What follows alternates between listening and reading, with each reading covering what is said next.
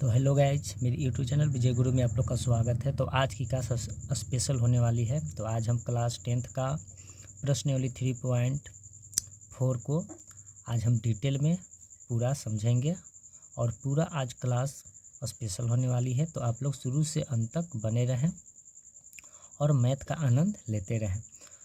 तो बच्चों अपने पास एनसीईआरटी की किताब ज़रूर रखें। तो चलिए क्वेश्चन को पढ़ना अब चालू करते हैं। क्वेश्चन क्या कह रहा है? क्वेश्चन कह रहा है कि निम्न समीकरणों के युग्म को विलोपन विधि तथा प्रतिस्थापन विधि से हल कीजिए। कौन सी विधि अधिक उपयुक्त है? क्वेश्चन तो क्या कह रहा है? विलोपन विधि, प्रतिस्थापन विधि, ये दोनों विधि से हमें हल करना है। और विलोपन विधि क्या होता है, प्रतिस्थापन विधि क्या होता है, और एक होता है वज्र विधि। इक्वेशन 3 विधि से निकाला जाता है, विलोपन विधि, प्रतिस्थापन विधि और एक होता है वज्र विधि। तो इसमें हमें 2 विधि का उपयोग करना है, विलोपन और प्रतिस्थापन। और क्वेश्चन नंबर 1 को मैंने ऑलरेडी बना लिए हैं। अगर आप नहीं देखे हैं तो मेरे डिस्क्रिप्शन चेक करें, आपको वहाँ ये वीडियो मिल जाएगा। तो आज हम क्वेश्चन नंबर 2 से स्टार्ट करेंगे। फर्स्ट का दूसरा क्वेश्चन से आज पूरा का पूरा इस वीडियो में आपको संपूर्ण जानकारी मिलेगा। तो आप लोग शुरू से अंत तक बने रहें। क्वेश्चन दूसरा क्या कह रहा है कि 3x + 4y = 10 और 2x - 2y = 2 है। तो पहले हम विलोपन विधि से हल करेंगे, फिर उसके बाद प्रतिस्थापन विधि से हल करेंगे। तो किताब को कर लेते हैं साइड।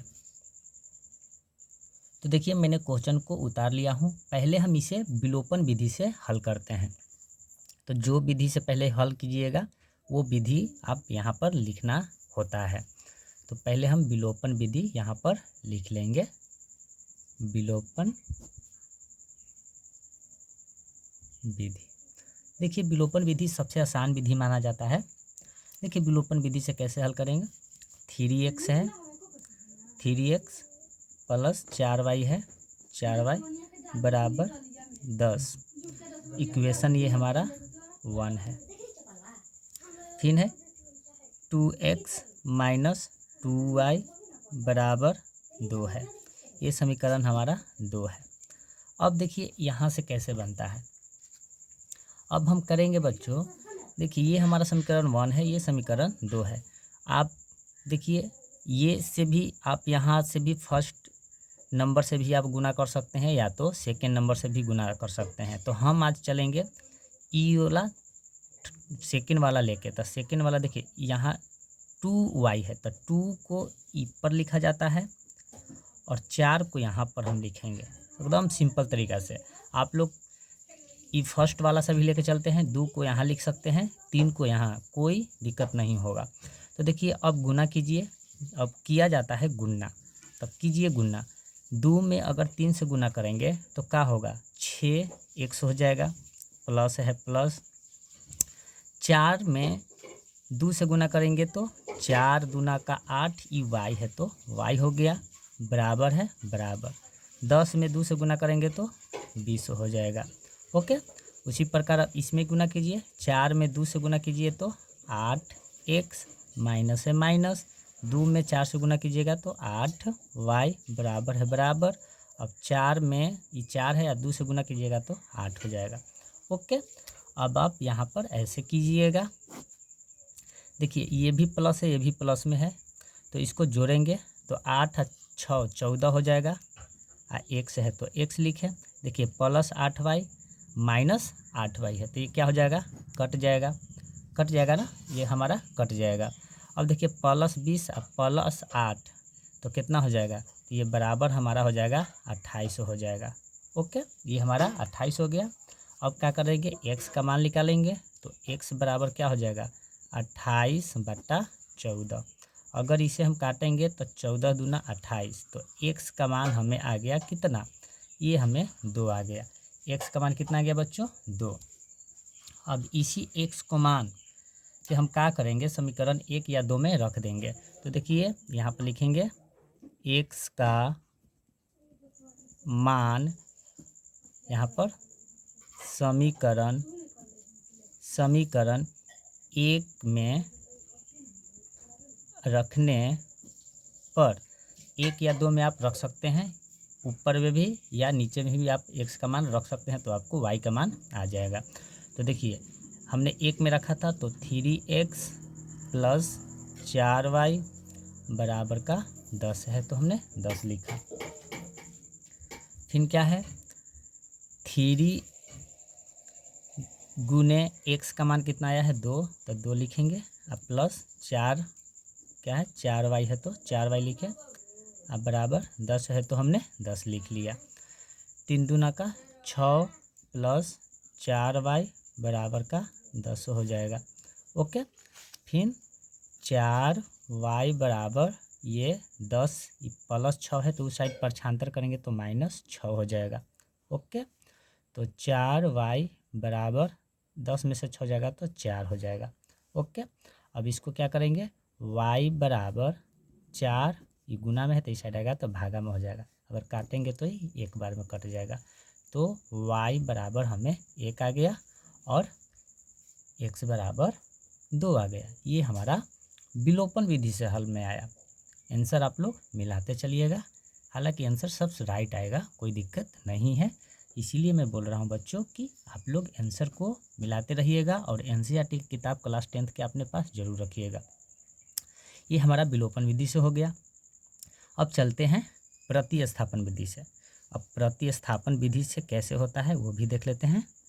प्रतिस्थापन विधि से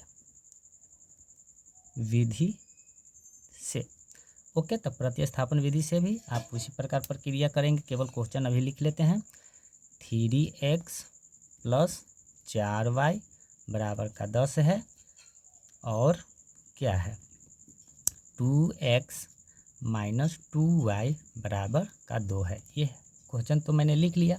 अब इसी को प्रतिस्थापन से करेंगे, तो यहाँ पर प्रतिस्थापन से करने के लिए 3x, ध्यान से देखिएगा, हम समीकरण 1 को हम प्रतिस्थापन करते हैं, समीकरण 2 को भी आप कर सकते हैं, कोई दिक्कत नहीं है। तो हम समीकरण 1 को हम प्रतिस्थापन करते हैं। तो देखिए 3x बराबर क्या होगा 10 प्लस 4y है, तो इसको पलट दीजिए तो माइनस हो जाएगा क्या 4y हो जाएगा। तो x बराबर क्या होगा 10 माइनस 4y, आई गुना में 3 है तो इस साइड आएगा तो भागा में 3 हो जाएगा। तो फिलहाल हमें x का मान 10 माइनस 4y बटा y आया। तो ये हमारा समीकरण 1 है, याद रखिएगा। ये हम समीकरण 1 को प्रतिस्थापन कर लिए। ओके, हमने 1 को प्रतिस्थापन कर लिया। अब क्या करेंगे, अब इसी समीकरण 1 को क्या करेंगे समीकरण 2 में हम पुट कर देंगे। तो यहाँ पर पुट हम कर देंगे। तो देखिए यहाँ पर हम कैसे पुट करेंगे, तो लिखेंगे समीकरण 1 का मान समीकरण 2 में रखने पर, तो समीकरण 1 का मान जो है हमारा ये है ना। अब ये 2 समीकरण है तो यहाँ पर लिखेंगे बच्चों, यहाँ पर क्या 2 गुना x का मान कितना आया है, तो देखिए यहाँ पर 10 माइनस 4 क्या है y, अब बटा 3, अब फिर क्या है ये हमारा -2y बराबर का 2। इस प्रकार हमने रख लिया। तो देखिए अब क्या करेंगे, यहाँ पर देखिए 2 में 10 से गुना कीजिएगा तो 20 हो जाएगा, क्या होगा 20 होगा। माइनस है माइनस, 2 में 4 से गुना करेंगे तो 8y हो जाएगा, माइनस ये बट्टा कितना है, अब बट्टा 3 है तो हमने 3 लिखा। अब माइनस क्या हो जाएगा 2y बराबर का 2 हो जाएगा। ओके, कोई दिक्कत कोई परेशानी नहीं है। अब यहाँ कुछ भी नहीं है बच्चों, तो यहाँ हम 1 लिख लेंगे। यहाँ पक्का लिख लिए 1। अब लसा पर ले लेते हैं इसको, तो 3 और 1 के लसा कितना होता है 3 होता है ना, याद रखिएगा। यहाँ पर नहीं दिख रहा है तो देखिए 3 और 1 का लसा पर 3 होता है, 3 में 3 से भाग देंगे तो एक बार में, तो ये जो का त्यों उतरेगा 20 माइनस 8y। 1 में 3 से भाग देंगे तो 3 होगा, 3 में हम 2 से गुना करेंगे तो कितना हो जाएगा, ये माइनस है तो माइनस, तो ये हो जाएगा 6y। अब बराबर कितना हो जाएगा 2 आ गया। ओके, अब क्या करेंगे बच्चों, अब देखिए यहाँ पर आप लोग को बता देते हैं। यहाँ पर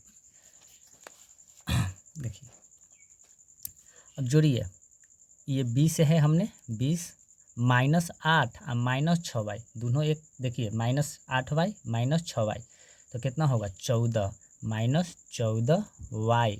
अब बटा कितना हो जाएगा 3 होगा, इक्वल टू 2 है तो 2।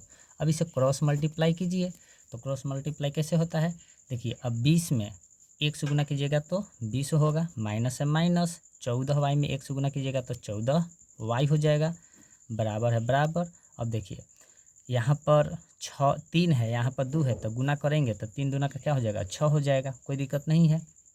अब देखिए तो -14y बराबर 6, ये प्लस का 20 है तो प्रक्षांतर करेंगे तो क्या होगा माइनस का क्या हो जाएगा, माइनस का ये हमारा 20 हो जाएगा। ओके, कोई दिक्कत नहीं है।